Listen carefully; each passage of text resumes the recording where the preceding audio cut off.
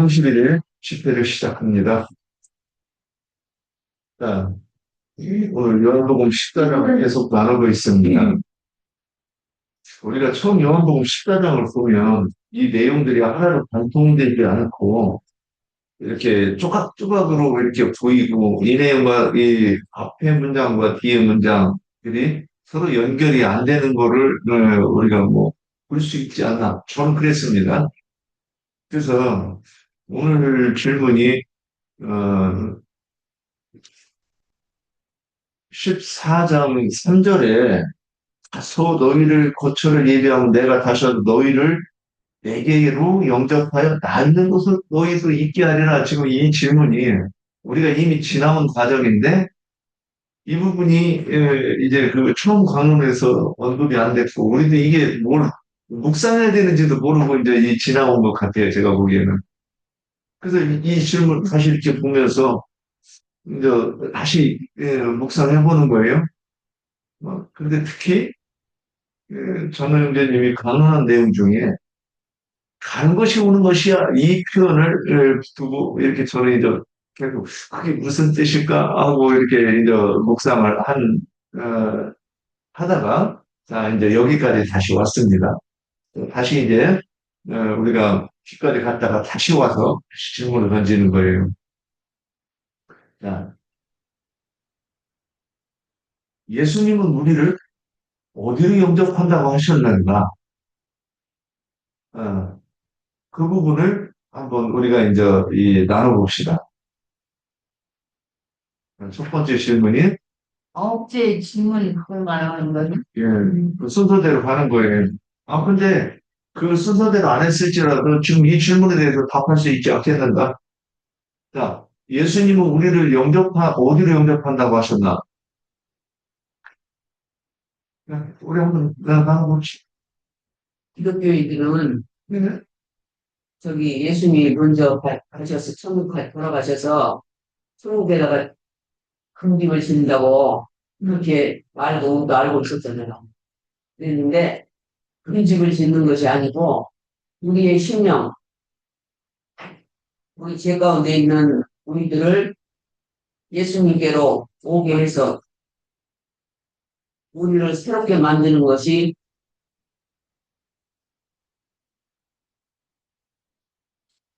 영접하는 것다. 생각을 해보면 우리가 진짜 논리적으로 생각을 해보면 천국에 가가지고 침대가 크니 좋아요? 아니 이거 좋은 거예요? 이거 줘준 거예요? 아니 우리가 침대 뭐 있어? 아니 침대는 우리 침대는 그 막 스프링 큰 거에다가 면으로 해서 우리 침대에 내가 침대를 얘기하는 것이 아니라 전체를 얘기했을 때 시트나 뭐 이런 모든 것이 다 구분되어 있다고 쳐봅시다. 이 생각을 하는 거예요. 그러니까 우리가 육신을 입고 가서 거기에 누우면 그게 휴식이 되고 편히 잠을 잘 수 있는 것인가. 근데 그냥 상식적으로 생각을 해보는 거예요. 그러면 이 금으로 된 침대와 금으로 된 저기 시트가 이게 좋은 것인가? 그러니까 금으로 됐다 하니까 어, 지금 형제님은 딱딱한 금만을 생각하는데 금으로 옷을 짓기도 하거든요. 그러니까 그 딱딱한 금만 있는 것이 아니라 그렇게 부드러운 이렇게 그렇게도 만들죠. 옷을 짓는다는 것은 딱딱한 형체의 그거를 어떻게 옷을 짓겠어요? 이제 시고 해가지고 그러지. 이불을 그러니까 덮었어. 어떻게 숨을 쉴 수 있겠어요? 속리물도 무거운데? 그러니까 금으로 금집을 짓는 것이 아니고 금 맥기도 칠하고 이렇게 하듯이 지금 내가 막 이끌고 가려고 하는 방향으로 그림을 그려서 이렇게 대화가 전개가 돼야지 이렇게 이 반론으로 해가지고 뭐 예의를 들려고 하는데 지금 그게 아니고 자 침대가 있는데 침대까지는 이해하는데 그 침대 시트가 금으로 됐다고 쳐봐요. 그러면 일단 나는 지금 딱딱한 거를 전제로 얘기하는 거란 말이에요. 금덩이를. 그래가지고 금덩이에 누워가지고 가면 육체를 입은 사람이 잠을 잔다? 그럼 어떻게 했는가? 이게 이치와 상실을 가지고 얘기하는 거예요. 그러면 세상에서 아무리 금이 귀해도 침대를 금으로 부자여도 뭐 이불을 금으로 한다든가 침대를 금으로 이 시트를 금으로 만드는 사람은 없지 않느냐? 왜 그러냐는 거죠. 안 맞아 육체에. 지금 그 얘기를 하고 있는 거예요. 그런데 우리는 자꾸 육체를 영에도 육체를 입혀서 그렇게 존재한다고 보고 지금 이런 얘기를 하고 있다고 하는 특점을 얘기하려고 하는 거예요.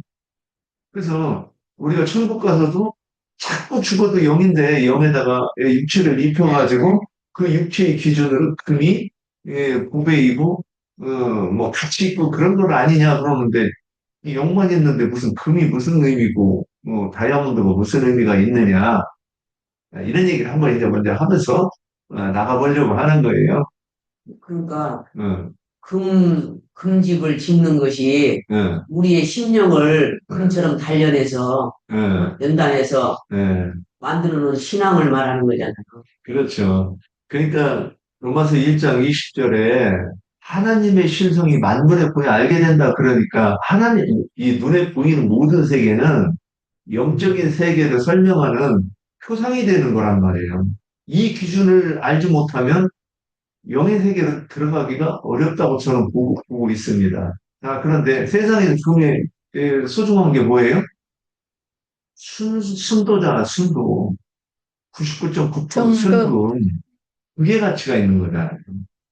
근데 여기서 순수함은 진리를 이에 대한 예표로 이 금을 얘기했다. 근데 일단 여기로 너무 깊게 들어가면 그렇죠. 그래서 지금 그 금을 얘기하기 위해서 성경이 자꾸 금을 얘기했던 것이지. 그런데 우리는 어떻게 생각해요? 성경을 읽으면서 금집 그러면 우와 그 가치 비싼 금덩이를 이렇게 생각해요. 도로가 막 금으로 깔렸고, 그건 아니 일단은 변하지가 않잖아. 문은 진주문이고, 금은 영원히 변하지가 않아. 예. 그러니까 그래서 예수 이게 성경을 이제 부자가 천국을 못 간다고 그랬더니 아브라함은 부자였다. 그죠? 아브라함은 부자였고 욥도 거부였고 이삭도 거부였어요. 야곱도 거부였고. 근데 이게 뭐냐? 어떤 부자는 천국 들어가고 천국 들어가는 부자가 어떤 부자는 천국에 못 들어가는 부자인데 성경은 설명하는데 이건 영감으로 깨달을 수밖에 없다는 얘기를 하는 거예요. 그리고 세상에서 부자 그러면 그거를 문자대로 하면 세상에서 부자는 천국 못 들어간다 지금 그 얘기가 나오잖아. 그럼 뭐 부자는 부모를 다 갖다 제가 옛날에 그렇게 이해를 했으니까 얘기하는데 싫어하는 거예요. 자꾸 갈등이 생기는 거예요. 내가 돈을 벌어도 되는가? 통장에 집 두 채면 어떻게 되는가? 이런 생각을 안 해보면 이거 곤란한 거예요. 자, 그러면 예수님께서 우리를 어디로 영접한다고 하시는 것인가? 그래서 우리는 이제 예전에 어, 잘 모르지만 한국에 어디 있다고 생각을 했어요? 이제는? 창공하늘, 그래서 기도할 때 어떻게 했어요? 손을 하늘에 향해서 손을 들고, 이게 왜? 근데 이게 참 신기해요. 누가 가르친 것도 아니잖아. 그죠? 아니, 문자대로 이해를 하니까 그런 거. 그걸 본능적으로 우리가 다, 그래서 이 교회 안 다니고 목사한테 가르쳐 맞지 않아도 옥황상제, 뭐, 저기, 하늘나라, 이런 개념은 다 있단 말이에요. 왜 그러느냐? 우리 본능 속에 신을 찾는 그 마음 본능이 있다니까? 그래서 그런 것들이 자동적으로 그렇게 해석을 하게 만드는 거예요. 이게 물질적인 하늘이 있으니까 침, 하나님은 하나님이라고 하니까 하나님은 당연히 하늘이 물질적인 하나님 어디에 계신다고 생각하는 거지. 그러니까 이게 누가 그게 맞느냐, 이치적으로 맞느냐고 우리한테 뒤질문을 안 했어. 그죠? 그리고 오히려 그게 맞다고 목사님들한테 들었다는 얘기예요. 그러니까 내가 본능적으로 아는 것에다 목사님이 그렇다고 하니까 이거 뭐야? 확정. 이거 누가 건드리면 안 되는 이게 이 신성 불가침이 되는 거예요. 그래서 여기에 다른 말을 하면 어떻게 돼? 마음이 불편하고 분노가 일고 살기가 있는 거야. 지금 우리는 옛날 사람들이 하는 얘기를 들으면 우리도 마음 불편하잖아. 막 화가 나잖아. 자, 그런 겁니다. 그래서 여기서 주님이 나 있는 곳이라고 하는 것을 그럼 우리는 그러면 이거 이렇게 몇 마디 얘기하다가 보니까 뭔가 문제가 있다고 그러는 거 우리는 인정해. 다 인정해. 근데 처음 이런 말 들으면 좀 뭘 들린다고 안 들린단 말이에요. 왜 안 들릴까요? 정신세계가 틀린 거예요. 그리고 그래서 성경에서 말하는 게 세방언이라고 하는 것이 이 말인 거예요. 우리가 하는 말은 세방언을 하는 것이고 우리가 기독교 있을 때는 무슨 방언을 했어요? 표적 방언. 그래서 표적이라고 하는 것은 표적 이면에 있는 비밀을 깨달으면 그게 뭔 방언? 세방언. 세방언은 뭐? 진리의 말씀. 이렇게 설명이 되어야 되는데 우리는 여기까지 못 갔단 말이에요. 자, 이제 우리는 그러면 아이고 시청자매님 서울 반갑습니다. 모임이네. 네. 그냥 열어봤더니 서울 모임이네. 예, 참가하죠. 한국 반가워요. 들어오셔서 가도 됩니다. 자, 근데 예수님이 그럼 가 있는 곳은 어디일까? 우리 다 알고 있는 얘기예요. 한 번 더 정리해보는 거예요. 그 나 있는 곳이 어디냐는 거예요. 자, 그러면 주님이 나 있는 곳으로 너희를 영접하여 너희도 있게 하겠다. 그랬단 말이죠. 그러면 주님 있는 곳은 어디가? 아버지 하는 어, 말씀하는 그래, 말씀 안에? 게 아니고. 음, 아버지는 내 안에, 나는 아버지 안에 그렇게 말씀하신다. 그래. 요한복음 지금 14장에 설명하려고 하는 것이 1절부터 지금 3절부터 나 있는 곳에 너희도 있게 하리라 지금 요 관점으로 봐야 되는 거예요. 그러면 주님이 가시는 곳이 어디냐 이렇게 또 물어봐야 되는 거야. 아버지께, 아버지께. 말씀께로 가는 거지. 말씀 안으로 가시고. 그럼 아버지가 계신 곳은 어디예요? 교회, 교회. 교회를 계시다. 클리 가야 되는 거야, 클리. 질문을 똑바로. 질문을 이상하게 해도, 이렇게 찰떡같이 알아들어야 돼요. 아버지가 있는 곳, 그러면 왜 주님은 거기 계셔야 되는가? 이걸 설명해야 되는 거예요. 자, 무엇을 근거로 교회라고 설명할 수 있는지 우리가 이제 근거를 내야죠. 자, 근데 교회는 나중에 그리고 부활하셔서 음, 영적으로 지체들 안에 그 믿는 자들, 제자들 속에 들어오시고 오셔야지 음. 이제 교회를 잇는 거죠. 벌써 그냥 혼자서 3번까지 가버렸네요. 뭐라? 4번 질문까지. 순서대로 지금 가고 있는 거예요, 나는. 그러니까 지금 번호를 내가 지금 말하고 순서대로 가고 있으니까 이렇게 가면 자연스럽게 7번, 9번만 빼고서는 다 설명할 거예요. 자, 주님이 그러면 그런 것을 한번 우리 또 먼저 어디로 가는가가 아니라 가는 것 먼저 설명해 봅시다. 우리는 간다 그러니까 이전에는 문자대로 보면 한국 맛이나 다 그 그림이 자연스럽게 그려지는 거예요. 그 우리는 가는 것을 어떻게 설명한다? 말씀께로 아버지께 말씀께로 가는 것이 십자가에 돌아가신 거예요. 그걸 얘기하는 거죠. 그러니까 아까 얘기했잖아요. 지금 여기서 지금 우리 이제 저기 영상을 만드는 거니까 아버지께로 간다고 그러는 것은 십자가에서 죽는 것을 지금 얘기한다고 하는 거예요. 우리가 이게 그림이 이게 확실하게 그려져야 되는 거예요. 그래서 하나님 자신이신 예수께서 가기는 어디를 간다는 거예요. 이게 논리적으로 얘기하면 이게 말이 안 되는 거예요. 성경이 그렇게 표현돼 있어. 그러면 그대로 우리는 이해를 해야 된다고. 자, 가시는 것은 우리는 이전에는 그 문자대로 어디로 가시는 거를 지금 그림을 그렸기 때문에 이해가 안 됐는데, 여기서 가는 것은, 제자들에게서 떠나는 것은 십자가에 못 박혀 죽으시는 예수의 육신을 가지고 얘기하는 거였잖아요. 오케이. 죽었어, 이제. 죽어가지고 장사됐어. 장사됐는데, 주님은 계속해서 다시 온다고 그랬단 말이에요. 지금, 왜 이 다시 오는 것에 대해, 그러면 이제, 아까 주님 있는 곳은 어디인가? 그러니까 다시 또 돌아가 봅시다. 주님은 어디 계세요? 왜? 왜 교회에 계시는 것 같아요? 이게 복음이야. 그 영으로 네. 제자들 속에 그거 넣으셨잖아요. 네. 제자들이 이제 죽은 자와 함께 계시지 않고 주님은 산 자와 함께 계시기 때문에 부활의 영에 저 숨을 내쉬며 가다가 이제 성령을 받으라 할 때 제자들이 이제 숨을 내쉬며 이제 성령을 받았잖아요. 그러면 주님이 들어오신 거잖아. 제자들 속에 그렇게 함께 계시는 거예요. 영원히. 예. 이거, 예. 3번까지 질문이 나간 것 같은데, 쭉 얘기할까요? 1번, 2번, 3번까지 얘기를 해요? 3번까지요? 그러니까, 일단, 어, 예수님은 어디로 영접하신다고 말씀하셨습니까? 이렇게 질문을 했는데, 그러니까, 우리가 아까도 요한복음 14장 3절을 읽었지만, 그 하반절에 보면, 너희를 내게로 영접하여 나 있는 곳에 있게 하리라. 이렇게 딱 말씀을 하심으로 해서 기독교계가 말하는 그 천당이라는 곳이 아니라 주님께 내게로, 그러니까 주님께로 영접을 해준다고 이렇게 말씀을 하고 있죠. 그래서 기독교계에서는 그냥 막 단순하게 목사님 말 잘 듣고 헌금 잘 내고 뭐 봉사 잘하고 뭐 그것이 교회 생활을 잘하는 거고, 그죠?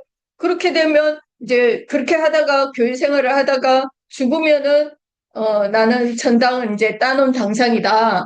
천당은 간다, 당연히. 그렇게 말을 하지만 사실 그들 대다수가 기독교계의 많은 대부분의 사람이라고 할 수가 있죠. 그들이 천당이 사실은 어디인지도 모르고, 어? 그냥 그저, 막연하게, 아까도 얘기했지만, 검집으로 이렇게 되어져 있는 어떤, 한상의 세계, 유토피아 정도로만 그렇게 알고 있지, 확실한 그 말씀이, 그러니까 명확하지가 않는 것이 사실인 거죠. 그리고 성경에는 천당이라는 그런 말도 나오지가 않고, 그들이 말하는 천당이라는 곳은 존재하지도 않잖아요. 그래서 주님이 예수님이 가신 것이 제자들에게 오시는 것이 그러니까 이 말씀이 그 인자 예수의 죽음과 장사와 도하를 통해서 하늘 계신 아버지께로 가시는 것은 그래서 18절을 보면 내가 너희를 고와 같이 버려두지 아니하고 너희에게로 오기 이함이라는 거예요. 가시는 것은 다시 너희에게로 오기 이함이다. 이렇게 말씀을 하고 있는 거예요. 그래서 인자 예수께서 가신다고 하는 것은 인자 예수의 육신의 몸이 죽음을 통해서 그러니까 죽고 장사되었다가 부활 성천하심으로 그러니까 부활 성천하실 때는 영으로 부활하시는 거잖아요. 부활 성천하시는 거죠. 그러니까 인자 예수의 그 말은 인자 예수의 속사람이 그죠? 속사람인 영이 하나님 아버지께로 돌아가시는 것인데 그러니까 주님이 천당 어디로 간 것이 아니고 사실은 구속의 피로 씻음을 받고 거듭난 제자들의 심령과 마음으로 들어오신다는 거죠. 들어오시는 것인데 이것이 이에 계신 아버지께로 올라가는 중이라는 거예요. 그러니까 이게 무슨 말이냐니까 그러니까 헷갈리잖아요. 이 말씀 자체가. 근데 아버지 자체가 말씀이잖아요. 말씀. 그러니까 하나님이 오신다는 것은 말씀이 계속 우리 속에 들어오시는 거잖아요. 그래서 이것이 또 아버지께로 올라가는 중이라는 거죠. 왜? 이 말은 다시 말하면 우리 속사람이 말씀으로 거듭나고 새롭게 단장되어질수록 우리가 하나님의 영광 앞으로 나아가는 그런 중이잖아요. 그래서 그것이 오시는 것이 또 올라가시는 거고 올라가시는 게 오시는 거다 이렇게 말씀하는 거죠. 그래서 생명의 원천이고 모든 것의 근원인 시, 그 썩지 않고 영원히 살게 하는 양식인 생명의 말씀을 주시기 위해서 아버지께로 갔다가 성령으로 다시 오셔야 되는 거죠. 그러니까 말씀이 육신이 되어 오신 인자 예수님은 십자가에서 혈육의 몸을 벗고 죽으시고 바위에 판 그 쇠무덤의 장사가 되신 다음에는 그 혈육의 몸은 이제 영의 몸으로 변형이 되시는 거죠. 어. 그러면 예수님의 혼까지도 이제 영화롭게 되셔가지고 부활의 날 저녁에 그 영화롭게 된 그 영으로 제자들에게 찾아오신 것이죠. 그래서 제자들에게 나타나서 영생하는 그 새 호흡을, 그 영을 불어넣어 주셨잖아요.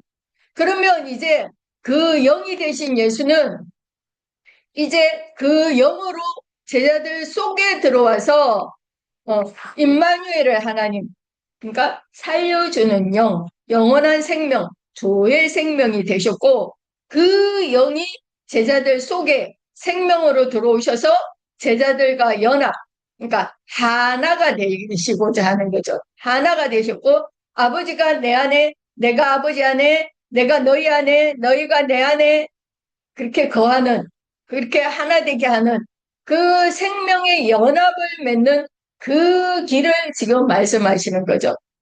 그래서 요한복음 14장 28절 상반절에는 보면 내가 갔다가 너희에게로 온다 이렇게 분명하게 말씀을 하고 있고, 또 요한복음 14장 3절에는 가서 너희를 위하여 교처를 예비하면 내가 다시 와서 너희를 내게로 영접하여 나 있는 곳에 너희도 있게 하리라 이렇게 말씀을 하셨는데, 주님이 제자들에게로 와가지고 주님 자신께로, 그러니까 주님 안으로 그저 영접한다고 그렇게 되어 있는 거예요. 그래서 우리를 그분 자신 안으로, 그러니까 그리스도 예수 안으로 영접하신다 이렇게 분명하게 말씀은 그렇게 밝히고 있습니다. 그런데 인자 예수는, 몸을 입고 오신 인자 예수는 3년 반 동안을 제자들과 함께 계셨지만 그 육신의 몸을 가진 상태로는 제자들의 속으로, 또 오늘날 우리들 속으로 들어오는 것이 불가능하잖아요. 그러나 당신의 몸을 찢어서, 그러니까 죽어서, 그죠? 새롭고 상기를 여신 그리스도는 이제 죽고 장사되고 부활 성천하심으로 이제 그러므로 이렇게 확정된 하늘과 땅의 모든 권세, 그러니까 절대적인 그 왕권을 가지고 이제 시공을 초월해서 우리 안으로 들어와서 우리 속사람을 새로운 피조물로 하나님 나라의 건축자재로 이렇게 재창조를 이렇게 만들어 가시는 거죠. 그래서 에베소서 4장 8절 10절 말씀을 보면 여기에도 분명하게 말씀하고 있어요. 그러므로 이르기를 그가 이로 올라가실 때에 사로잡혔던 자들을 사로잡으시고 사람들에게 선물을 주셨다 하였도다. 올라가셨다 하였은즉 땅 아래 낮은 곳으로 내리셨던 것이 아니면 무엇이냐. 내리셨던 그가 곧 모든 하늘 위에 오르신 자니 이는 만물을 충만하게 하려 하심이라 그랬어요. 그러니까 예수님이 하늘 아버지께로 올라간다는 말은 모든 하늘들 위로 오르신 그 주님이 사실은 믿는 이들의 심령과 마음에, 오늘날 우리들의 심령과 마음에 내려오시는 것이고, 그분이 모든 하늘들 위에 또 오르신 그런 분이시라는 거예요. 그죠? 교회의 건축까지 얘기할까요? 그래서 그리스도가 육신으로 오셨을 때는 죽고 장사되고, 그러니까 이 말은 그러니까 옛사람으로서는 죽는 거죠. 죽고, 그러니까 이것이 또 다른 표현으로 옛 성전은 무너뜨리고, 그죠? 다시 오실 때는 예수님을 새 몸, 새 사람으로 이렇게 새로 짓는 새로운 건축물인 교회를 이제 세우시겠다는 거예요. 그러니까 그 영으로 다시 오신 주님을 영접함으로써 구속받은 제자들은 이제 땅의 교회에서, 그러니까 우리 구영식 자매님도 말씀하셨는데 땅의 교회에서는 이제 빼내심을 받아야 된다 그랬잖아요. 빼내심을 받아서 하늘의 장자교회로 거룩한 성 새 예루살렘으로 이렇게 세우고자 하시는 것이죠. 그러니까 그런 것이 그냥 되어지는 것이 아니라 이제 4번 질문하고 연결이 되겠지만 애굽의 그 새 풀무 같은 그 세상에서 연단과 시험을 통해서 세상을 초월하는 사람으로 다듬어 가야 된다는 거예요. 그래서 시든 나무를 자르고 뭐 다듬고 이렇게 하시잖아요. 건축 자료를 쓰기 위해서. 그래서 또 이런 말씀이 요한복음 21장 9절에서 14절 말씀을 읽어볼게요. 이게 이제 숯불에 구운 생선 이야기가 나오는데, 요한복음 21장 9절에서 14절입니다. 육지에 올라보니 숯불이 있는데 그 위에 생선이 놓였고 떡도 있더라. 예수께서 이르시되 지금 잡은 생선을 좀 가져오라 하시니 시몬 베드로가 올라가서 그물을 육지에 끌어올리니 가득히 찬 큰 물고기가 153마리라 이같이 많으나 그물이 찢어지지 아니하였더라. 예수께서 이르시되 와서 조반을 먹어라 하시니 제자들이 주님이신 줄 아는 고로 당신이 누구냐 감히 묻는 자가 없더라. 예수께서 가셔서 떡을 가져다가 그들에게 주시고 생선도 그와 같이 하시니라. 이것은 예수께서 죽은 자 가운데서 살아나신 후에 세 번째로 제자들에게 나타나신 것이라 이랬는데요. 우리가 그러니까 울퉁불퉁하게 그렇게 모나고 뾰족하고 뭐 이렇게 각지고 그런 모난 돌이 바닷물에 이렇게 깎이면 어떻게 돼요? 맨들맨들한 그런 조약돌이 되잖아요. 그죠? 그 조약돌이 되듯이 이렇게 세상 하득에다가 넣고 불시험을 통과하게 한다는 거예요. 그래서 이렇게 연단된 돌, 이렇게 이제 숯불에 구워진 물고기로 이렇게 비유된 이제 그리스도인이 되어져야 된다는 거죠. 그래야만 고리앗과 같은 그런 큰 대적, 큰 음녀의 7머리들을 깨부셔뜨릴 수가 있는 그런 장자, 그 이기는 자들이 되는 거예요. 그래서 우리가 잘 알다시피 6월절 그래서 양고기는 우리가 반드시 불에 구워서 먹어야 된다 이러잖아요. 그래서 예수 그리스도의 성령이 그러니까 구약의 여호와 하나님의 영보다 그래서 더 완전한 영이다 이렇게 말할 수 있는 것은 그러니까 예수 그리스도의 성령은 모든 예언을 다 이루신 간유의 영이기 때문에 그렇죠. 그러니까 예수 그리스도의 영은 말씀이 육신이 되어서 인자로 오셨잖아요. 그러니까 하나님이신 그분이 낮고 천한 세상에 그러니까 사람으로 내려오셔가지고 저주받은 인간들의 삶의 그 모든 슬픔과 고난과 뭐 역경들을 사람으로서 그죠? 몸으로 이렇게 다 경험하는 그 고난을 통해서 순종을 배워가지고 온전케 되신 분이라는 거죠. 그래서 구약의 거룩한 하나님의 영, 그 더 스플릿의 그 성령은 죄인들과 함께 하실 수가 없고 죄인들이 그 거룩한 그 영, 거룩한 하나님을 직접 보게 되면 즉사하잖아요. 죽게 되잖아요.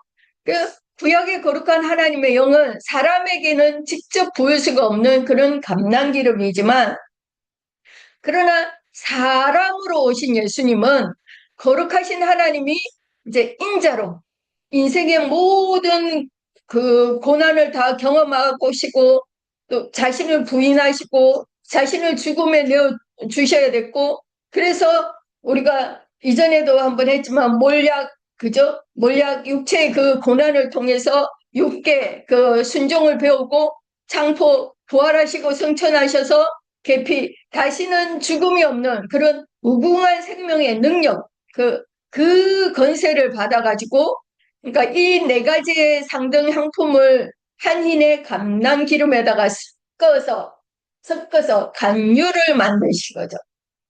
그래서 부활 승천하셔가지고 이 간유를 가지고 제자들에게로 재림, 그러니까 다시 오신다는 거죠. 다시 오실 때는 더 스플릿이 아니라 그 간유가 되어진, 그러니까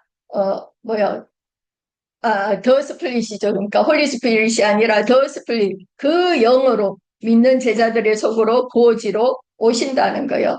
그래서 사도행전 1장 4절에는 사도와 함께 모이사 그들에게 분부하여 이르시되 예루살렘을 떠나지 말고 내게서 들은 바 아버지께서 약속한 것을 기다리라 이렇게 말씀을 하셨고 또 17절 18절에 보면 하나님이 말씀하시기를 말세 내가 내 영을 모든 육체에게 부어주리니 너의 자녀들은 예언할 것이요 너의 젊은이들은 환상을 보고 너의 늙은이들은 꿈을 꾸리라. 그때 내가 내 영을 내 남종과 여종들에게 부어주리니 그들이 예언할 것이요 이렇게 말씀하고 있는 것. 근데 이런 능력은 예배당, 그거, 이렇게, 사람의 손으로 지은 그런 예배당, 그런 성당, 이런 데를 다니면서 막, 새벽 기도도 다 다니고, 철야도 다니고, 막, 그러면서 주여, 주여 부르고, 뭐, 그런 종교 행위를 열심히 한다고 해서 되어지는 것이 아니고, 앞에서 말씀드린 것과 같이, 그러니까 구속을 이루신 주님께서 살려주는 영으로, 그러니까 그 영이 되셔가지고 그 그리스도 영을 믿고 영접해가지고 그 간유의 기름을 부음받은 사람들이 그리스도인들이라고 이렇게 말을 하고 하나님이 세우시고자 하는 그런 교회이고 주님의 또 참된 제자인 것이죠. 일단 여기까지만 할게요. 너무 혼자 오래 한 거. 근데 제가 이렇게 번호로 딱딱 나눈 게, 이렇게 쭉 지나가면, 좀, 이게, 이 계단이나 이 마디가 좀 있어야 우리가 중간에 기억을 붙잡을 수 있는 좀 그런 걸 하려고 이렇게 번호 나누고 그러는 거예요.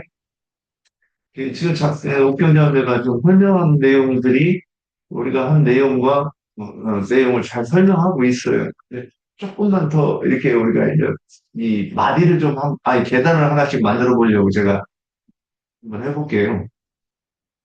이게 나 있는 곳은 어디인가 그랬을 때 저는 이런 생각이 들었어요. 하나님이 우주가 아무리 넓어도 쉴 곳은 딱 한 군데밖에 없네. 이런 생각이 들어요.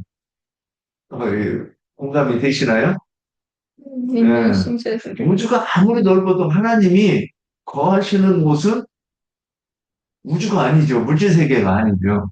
우리는 이게 뭔 소리인지 자연스럽게 알아요.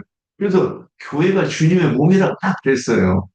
아니, 그러면 우리도 이 사람의 표상으로도 몸을 깃들고서는 이 영이 우리가 어떤 이 사람들한테 어필될 수 있는 거잖아요. 내가 사람들한테 어떤 모습으로 나타나려고 하면 이 몸이 필요하잖아요. 그게 완전함이라고 할 수 있죠. 그 주님이라고 하는 존재가, 교회 안에 들어오지 못하면 그분의 영광을 어떻게 나타날 거예요?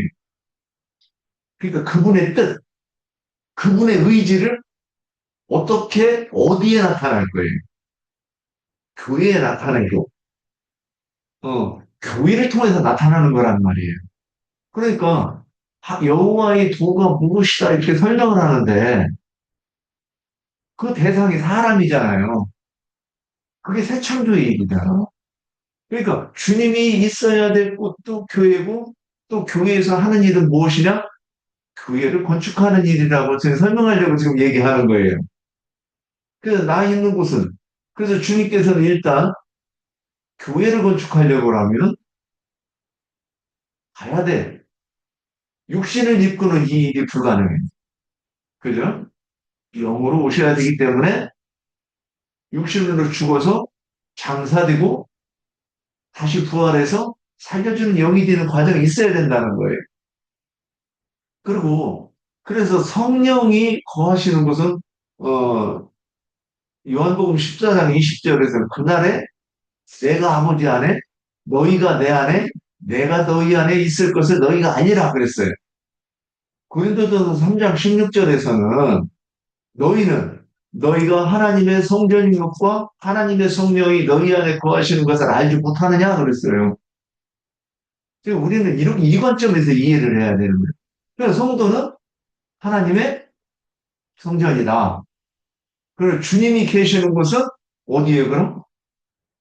성도 심령안이란 말이에요. 여기 왜 오시냐? 왜 오셔? 새 창조 일을 하시려고 하는 거잖아요. 여러 가지 표현이 있어요. 좀 어려운 표현이 새 창조를 하시는 것이다. 이 개념이 조금 어려울 수 있어요. 근데 교회를 건축하기 위해서 오신다. 좀 더 이해할 수 있어요. 이 두 가지 개념이 하나님의 뜻이란 말이에요. 우리 고정신 자매님을 여기 왜 부르셨어요? 교회를 세우시려고. 아들의 얼굴을 보여주고. 그래서, 아, 예수님이 이런 분이구나 하고 깨달아서 사람들한테 믿음이 이것이고, 구원이 이것이고, 거룩이 이것이고, 이래 다 설명할 수 있는 거예요. 그 일을 하는 것이 뭐냐면 성전을 건축하는 일이라는 거예요. 그 이 설명이 나오면 또 이후에서 에베소서 2장 21절, 21절. 그래, 성전이 어떻게 건축되는가? 이제 이 부분을 우리는 봐야 돼요. 그러니까 우리는 다 아는 내용이에요. 그러나 한 번 더 정리해 봅시다. 에베소서 2장 21절, 21절. 그 안에서 건물마다 서로 연결하여 주 안에서 성전이 되어가고 이랬어요. 그러니까 이게 성경을 대충 읽으면 우리는 지금도 이 전 세계의 그리스도인들이 예루살렘 성전을 다시 지으려고 해요. 그게 그들의 그 어떤 신앙의 근거이고 어떤 그들의 목표예요. 그리고 소망이고. 그런데 그 소망은 산 소망이 아니죠. 그 성전이었다면 하나님이 그 세우기만 하면 다시 무너뜨리겠어요? 저기 이 예루살렘 성전, 솔로몬 성전 무너졌죠. 그 다음에 무슨 성전? 스룹바벨 성전 무너졌죠. 헤롯 성전도 무너졌잖아요. 왜 자꾸 무너뜨리는 거예요? 그 예수님이 또 뭐라 그랬어요? 요한복음 2장에서 이 성전을 헐라. 내가 사흘 만에 다시 일으키자. 그랬잖아요. 여기서 두 가지를 얘기하는 거예요. 자기 일체된 예수 그리스도도 상징하지만 표상적인 성전은 이게 하나님의 성전이 아니다 그러는 거예요.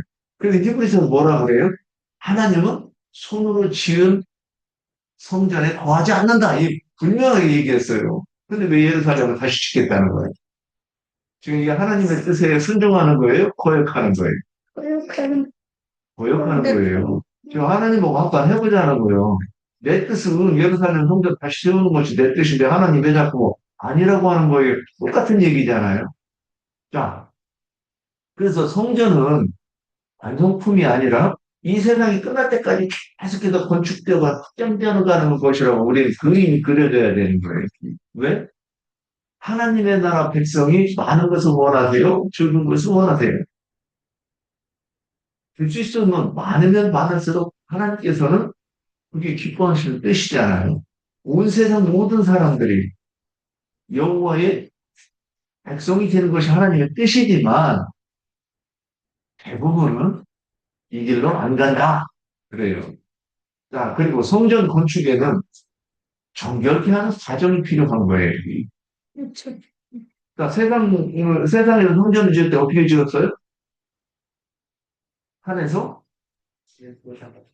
돌을 떠다가, 성막 말고 성전을 지을 때는 산에서 돌을 떠서 치석을 해서 자르고, 갈고, 나도 다듬어서 하나하나 쌓아놓은 거잖아요. 그런데 이 하나의 돌이 어떻게 이해를 해야 돼요?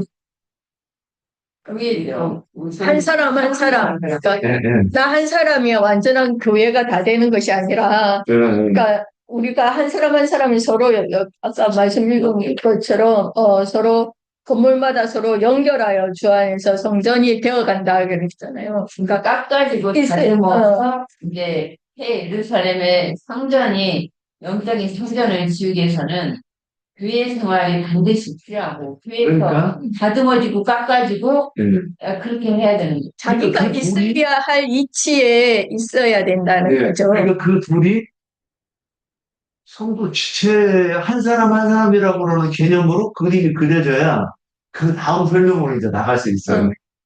자, 에베소서 5장 26절은 니는 곧 물로 씻어 말씀으로 깨끗하게 하다 거룩하게 하시고 이렇게 표현했어요. 요한복음 3장에서 물과 성령으로 거듭나지 않으면 하나님의 나라에 못 들어가 그랬죠. 그래서 저는 이걸 이해를 하려고 막 묵상을 하는데 도대체 물은 뭐고 성령으로 거듭나는 것은 무엇인가? 그럼 물로 거듭나는 건 뭐예요? 말씀을 네, 말씀이에요. 그래서 저는 묵상을 해보는 거예요. 이거 어떻게 예수님의 말씀도 저기고 성령이도 음성으로 말씀을 깨닫게 하시는데 어떻게 분별해야 되는가? 그래서 인자 예수께서 오셔서 제자들의 옆에서 가르치는 말씀은 물로 씻는 말씀이라는 거예요. 그런데 성령으로 오셔서 그 심령 속에 새겨주는 이 말씀은 뭐예요? 성령의 말씀이에요. 그래서 성령의 음성으로 보면 육신의 생각이 어떻게 돼요? 육신의 생각으로 성경을 보는 이 관점이 어떻게 돼요?